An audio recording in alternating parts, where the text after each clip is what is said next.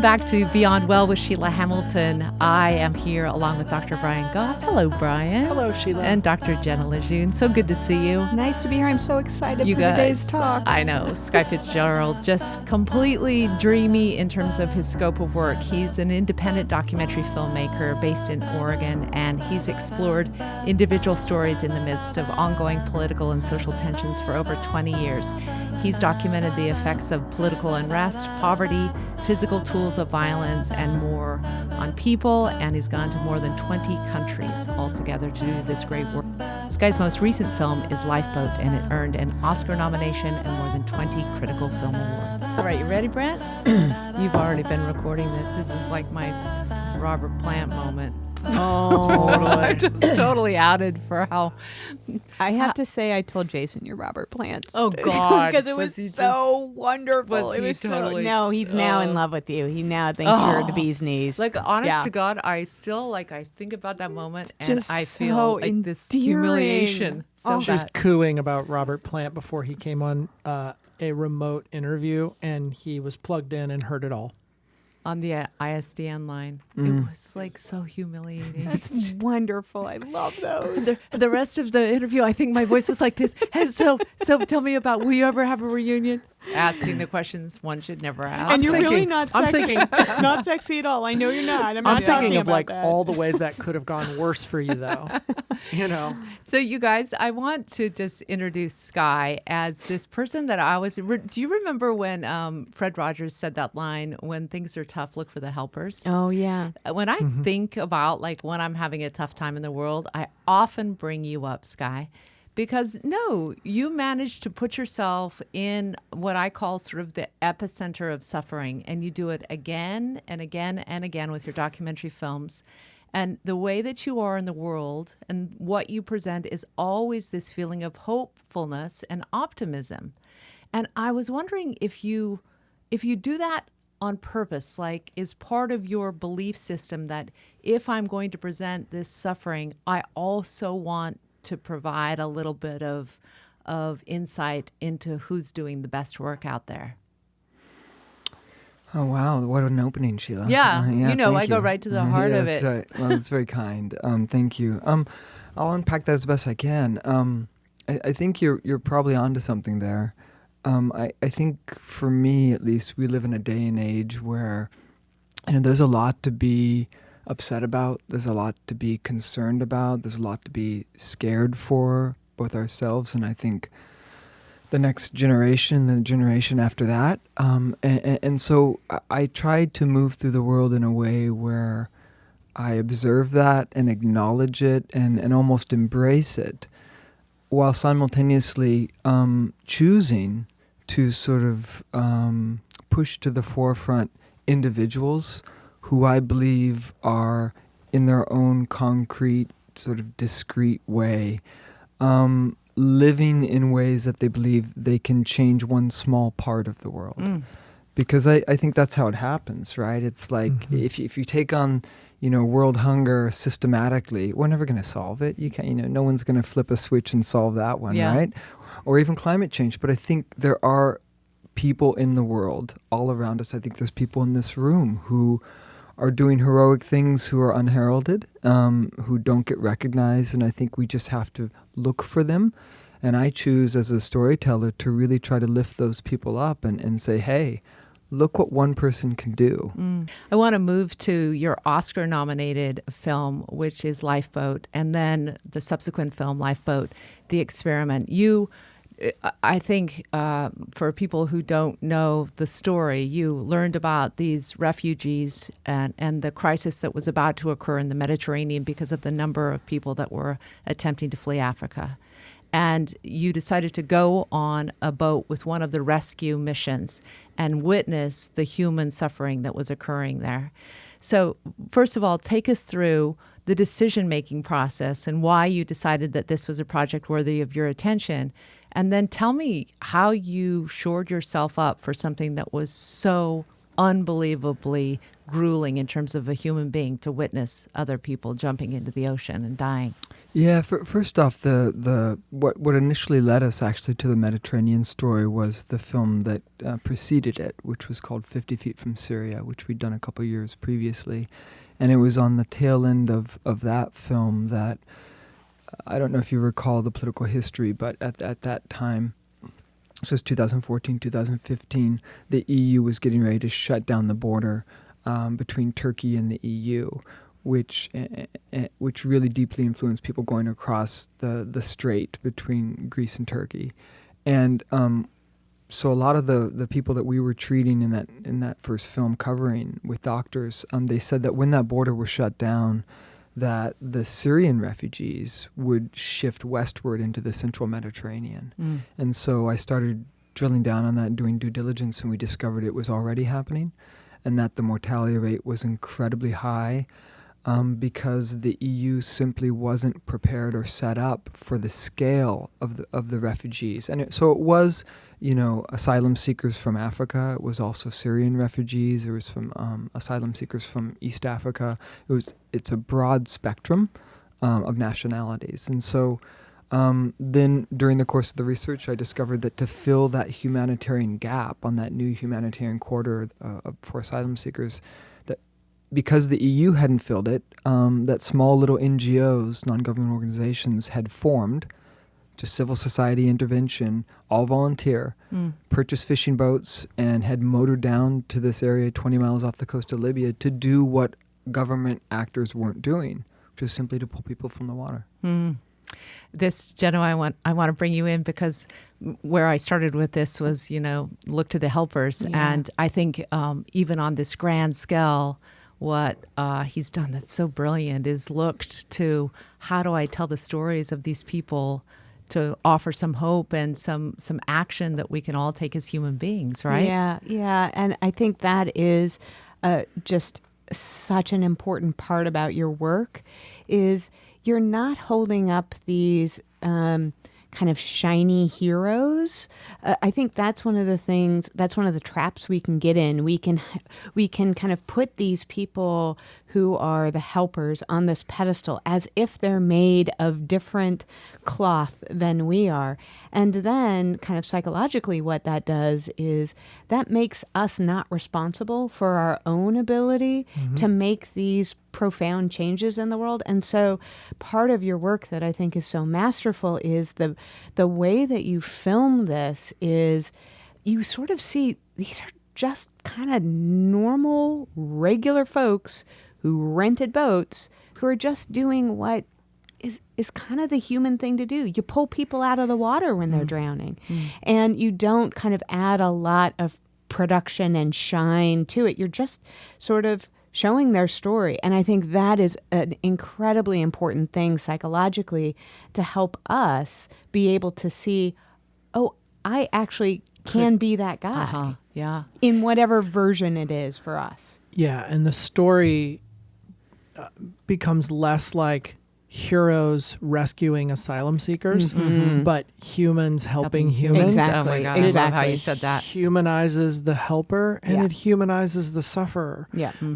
In a way that statistics, I think, don't do that, right? We hear big, huge numbers, like this many thousands of people, and it often doesn't have the emotional or psychological impact that a story about an individual person who isn't that unlike me, just in extraordinary circumstances, would have. I think it's interesting, going on the festival circuit and sort of showing the film to folks, and of course, awards are always nice too. But I have to tell you that some of the most moments that have touched me the most in this whole process has been when individuals have circled back around to me and told me how it's impacted. So we showed Lifeboat at Mountain Film in Telluride a year ago where it premiered. And at the end of the screening, a gentleman asked what the previous film was. And we told him, and it had screened at Mountain Film a couple years before. And he caught us as we walked out the door and he said, "Listen, I'm a physician, and I want you to know that because of your previous film, I went and volunteered on the Syrian border with the same organization as a surgeon because I saw your first film. Wow. That's right? so moving. Perfect. And I've had a couple moments like that, and I think that goes back to this Exactly. idea that doing something that is going to fundamentally transform another human being's life in a positive way doesn't take a hero. It just takes an action, right? Exactly. Yes. By Wow, any it's of us. beautiful. Yes. You have a lot of the time in your film with John Castle, the fellow who is running the ship, and he had a line that just floored me. It says, "Who knows what's going to happen to them, but we can only do what we can do. As long as we can rescue some people, that's worth doing. Your heart is where real thinking comes from." I love that line so much because I often feel as if heart-based thinking is, in this day and age, just completely short-shrifted. And I was asking the question about how did you, as a filmmaker, you know what the shot is that you want to get. And part of the drama is these people are going overboard.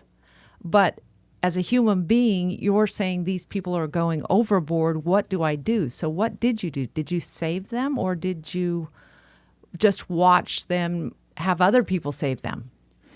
So you're asking about the actual rescue off the water then? Yeah.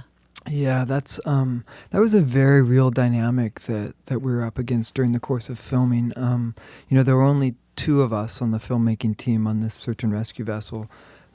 Simply because, to get on these search and rescue vessels is very difficult, to say the least, and because every hand is necessary to run the operation, that it takes a lot of talking to work your way in. So, the second day of this search and rescue operation, we were suddenly faced with over 1,000 people floating on the water, and we were a 30-meter boat with 16 crew members, and so we launched Zodiacs, and people are jumping in the water, falling in the water, getting pushed in the water, and we were immediately faced with that very question. So the age-old documentarian question. Do you intervene, or are you there simply to observe? Yeah. And I had faced that question many times during the course of my career, but the reality is, for me, and for my DP Kenny Allen, when it's someone's life and you can see before you that they can't swim and they're either going to slip underneath the waves and you're going to film that drowning, or you're going to put down your cameras and you're going to reach as fast as you can to grab their collar. We grabbed their collars because to us that was far more important than documenting their loss of life. Right? And so that was a dynamic that was at play for us for about 48 hours early in the mission. And, the ethics of it just went away immediately. There was just no question what we were going to do. And that allowed us to sleep at night, frankly, Wow. And I often talk to colleagues about this. And of course, I think the fact that our cameras were down in the bottom of the boats a lot of the time, may have deeply affected the film we made, and maybe for the worse, right? But as a human being, post fact, back here in my more normal life, I couldn't have made any other choice. And it feels consistent with the mission of the film, that if you don't see these people, if you don't see this particular person as an asylum seeker and as a representative of thousands of people, but you see them as a human being, then you putting down the film is very, very consistent with why you're making the film, right? Yeah, I think that's right. Yeah. The language around asylum seekers, I even noticed that it seems like fresh language because they're not being called that anymore. Yeah. The language has changed. The political rhetoric around refugees has changed so dramatically. And I wonder what you think about the current environment and the way that people who are attempting to try to save their own lives and the lives of their families is in the current administration, the way that language is being used to describe them, what it's done to people. Has it hardened them? Has it made them less likely to love, to get involved, to be helpers? I wish I could take if I had a magic wand, I would wish I could just take some of the hardline political rhetoricians and stick them in a boat in the middle of the Mediterranean for a couple days, and we would watch those and then have a conversation, with them about it. But the language has changed. I think for the worse. And I really try to make distinctions. It's easy to group people, right? And then once you've grouped them, to anonymize them, right? And so. Migrants is the current term, I think, right. But I prefer asylum seekers, refugees. There are certainly economic migrants within that. But I tell you from our experience on the search and rescue operation, even those that hard right-wing politicians would characterize as economic migrants, these were human beings who I talked to, who, told us why they were economic migrants. And they essentially had made a very conscious choice that with a family of 3, for example, living on $1.50 a day with no health care, if they got a disease, they would die, right? And they were living on a dirt floor shack with unclean water and a bowl of rice a day. They felt like this was the best choice they could make to save their children's lives. So call them what you will. Yeah. They're human beings, and they're human beings seeking a life of dignity. One of the fantastic outcroppings of the documentary was the experiment, Lifeboat, the experiment. Talk about what that was and what the impact was on the people who participated. Yeah, so Lifeboat, the experiment is something that was just released throughout Europe, initially in Germany, and then it's sort of been rolling out in other countries in the EU right now. So I was approached by Service Plan, which is the largest ad agency in Germany. I think this either the first or the second largest throughout Europe. And they decided that they were going to devote a certain amount of resources, quite significant, to trying to really get right-wing politicians and just sort of like the general layperson in Germany to really see economic migrants, asylum seekers, refugees, again and in a new way. And they decided to not do that through overtly political channels, but to try to do it through the heart, right? Yeah, just like John Castle says in the film. And so the concept was to gather your layperson Germans, a lot of them, blue-eyed, blonde-haired, and to get them to participate in this experiment where they'd be put in a wave pool on a raft for an undetermined amount of time. And we had complete control over the wave pool, right? So we could control the size of the waves and the lights and the wind and even rain to some extent. And then we would just put them through the experience of what it's like to be on a small raft with the feeling of being on the ocean with not knowing how long you're going to be on it. So we did pretty significant pre-interviews, then put them through this physical, psychological experiment, and then post-interviews. And then it's being released theatrically in front of major motion pictures throughout Germany and Europe, and then a pretty hard push on social media as well. Wow. So the people who participated seemed to, some of them admitted to having really strong right-wing ideas about who, and they called them, not refugees or asylum seekers, but they called them migrants, who migrants are. Talk about some of the shifts in perspective. Yeah, it was quite interesting. I think it was a cross section of German society, right? And I think it's so easy for any of us to intellectualize these ideas, right? And I think it's a very different thing to go out on the water, right?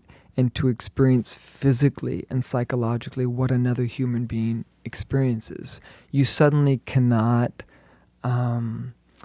You can't minimize the experience as easily, and I think you have to, it leads to this different depth of understanding. And so for many of the participants, I think they had a complete and absolute shift. It was almost like an opening of a door where they hadn't really thought deeply about the what was catalyzing these folks to try this crossing and how desperate they were, that they were willing to undergo this level of suffering to try to reach a better life. And so I would say a good third of the participants kind of began thinking about it on a deep level, and then have really now begun to engage in significant ways with the issue. Wow. That's Yeah. fantastic. That kind of ability to have a mechanism for teaching empathy, I just like I was I over the moon know, about I it. know. Yeah. I know. If there was some way that we could do that for, our American public as well, because the problem here is not that we aren't exposed to the horrors that are going on or the suffering that's going on with other people. Like, in many ways, our media is way more graphic and intense, and we see this kind of plight. It's in our face all the time. But it is done in such this sensational way that it's almost this mechanism of being able to distance ourselves. Wow, look at that, like, dramatic, horrific thing that person's experiencing. I could never experience that. And so just by this very simple act of noticing, what would it actually be like in your body to be on those waves? And I think a really important part of that experiment too is you don't know how long it will last part of it. Like, that's a really important part of the experiment, I think. Just even that can really help, like, put yourself in the other person's perspective. And that's what's key to empathy. Because when the information or the graphics are too over the top, what happens is it's too overwhelming for us. And so we shut down. Unfortunately, I'm very embarrassed to say it's my response when I see the really sad puppies behind the bars on the ASPCA commercials. It's too overwhelming for me. I changed the channel. And so we have to have this ability to teach empathy in a way that allows us to actually stay present with it, get the experience in our body, and then, really importantly, have the means to do something about it. So have a next step. Brian, I have been thinking so much about how cool it would be to have VR for all of the people who are calling the refugees coming through from other countries migrants, and have them live in a virtual reality of what it's like, first, to only have the $1.50, second, to sleep on the floor, third, to only eat rice, and then to live in fear of your children being raped or murdered. And I think how at that point could anyone have the wherewithal to believe they wouldn't do exactly the same thing for their family? They would bring them to a better place. It certainly seems like it would normalize it, right? Yeah, To actually totally. experience. It does feel like you have to have something relatable, like Skye, you're talking about, like Jenna, you're talking about. But there also has to be a willingness to sit with that pain. Yes. To sit with that comfort. Brian. Yes. Right? Because it's like, I think that sometimes we can vilify people who don't appear to be compassionate as like, well, they don't give a shit. And it's possible that they don't, or they don't get it. But I think it's also possible that, no, they do. And that's the problem. Yeah. That it's painful, and I'm not willing to sit in that pain. I'm not willing to have that experience. And so as a solution to that problem, I make them other. Exactly. I make them, right? Like, not me. They somehow did it to themselves. The homeless person on the street, why doesn't he get a job? And on and on and on. And a piece of it is climbing into the skin and feeling it. But then I think another piece of it is like, I'm willing to feel that, And I think that's a big part of the problem when you see sort of the phenomenon of burnout in first line workers. Let's take, somebody who's working in social services or something like that. Like, these are people who got into this profession because they care so deeply about the suffering of other people. But then if they don't have the tools and resources and the culture around them that helps give this message of a willingness to sit with that incredible pain, the only choice then is burnout. The only choice is to separate ourselves from the suffering, and now they become other, or they just become the quote unquote, what is it, economic migrant? Like, that doesn't even make sense to me. Yeah. But yeah. And so this is- you're exactly right. The willingness piece of this is key with the empathy. And I think that's one of the things that makes, Skye, your storytelling about, not only are the asylum seekers human beings, but the heroes, quote unquote, are human beings, because that opens up the door for, there is something that I can do other than, write a check or cast a vote. I just want to end with, because I'm sure you have a ton of self-care tips that or what you do to make sure that you're keeping balance and taking good care of yourself so that you keep having this bandwidth to bring us these remarkable films. Will you talk about that just a little? Yeah. I'm really conscious about sort of the cycle of films that I do. And I think I have to be, because if I weren't, I don't think I would be able to keep doing them. Yeah. And I don't know if that will continue forever or not. Obviously not forever, but I don't know how long it'll last. But that's the only reason that I sort of can regenerate myself internally to go do it again. Yeah. So right now, for example, I'm in pre-production on the follow-up to Lifeboat. And I haven't been willing to go shoot it until I feel fully charged. Oh, so smart. My system, call it what you will, is not much of a system at all. It's that I talk with a very small coterie of trusted colleagues who have done similar things, and we can sort of drill down on the experience with none of the bullshit, with just the reality of what it's like to go into a war zone, or what it's like to be on a search and rescue operation and really, have the scale of suffering around you be really distressing on a daily basis, and to have the stakes be life and death. So I unpack with a very small group of folks. And then the other thing is I make sure that between my commercial work, before I do another film like Lifeboat or 50 Feet, I spend enough time at home where I can just ride the hell out of my bike. I love that and so I know much. that sounds simple, but it's a meditation for me, and it's a way of getting healthy physically and psychologically, where I really just get back into my body, and it sort of somehow stabilizes me. Yeah, totally. Once I've been riding my bike for a handful of months again. I love it. Skye, thank you again for your incredible work. And again, the film is called Lifeboat, and Lifeboat, the Experiment as the follow-up. So good to see you.